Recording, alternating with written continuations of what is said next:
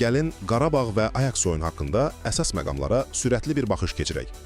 Bu axşam Çempionlar Liqasında çox maraqlı bir oyun var və baxmayaraq ki, Ayaksın qrupda heç halı yoxdur, bu oyun Qarabağ üçün heç də asan olmayacaq. Birinci məqam budur ki, bütün psixoloji təzyiq demək olar ki, Qarabağın üzərindədir. Bir anlıq təsəvvür eləyin. Komanda öz evində oynayır, stadion ağzına qədər doludur və hamı ancaq qələbə gözləyir. Yəni bu favorit olmaq məsələsi var ha, o çox asanlıqla tələsik qərarlara, səhvlərə gətirib çıxara bilər. Ayaks isə onların demək olar ki, itirəcək heç nəyi yoxdur.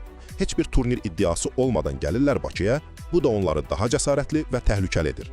İkincisi, və bu çox vacibdir, Ayaksın zəif formasına əsla aldanmayın. Düzdür, mövsümləri yaxşı getmir.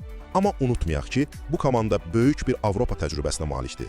Həm də Wout Weghorst və Josip Šutola kimi vacib oyunçuları zədəlidir. Bu nə deməkdir? Bu o deməkdir ki, ehtiyatda qalan oyunçular özlərini göstərmək üçün əlavə motivasiyanı oynayacaqlar. Bu da onları daha gözlənilməz edir. Və nəhayət, üçüncü məqam.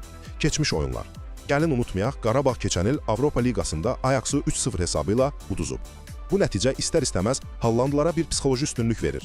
Və bu, Qarabağ üçün ciddi bir xatırlatmadır ki, bu rəqibə zərrə qədər boşluq versən, səhvi bağışlamayacaqlar. Yəni bir sözlə bu oyunun taleyini rəqibin gücü ya da zəifliyi yox, sırf meydanda kimin daha soyuqqanlı qalıb emosiyalarını idarə etməsi əldə edəcək.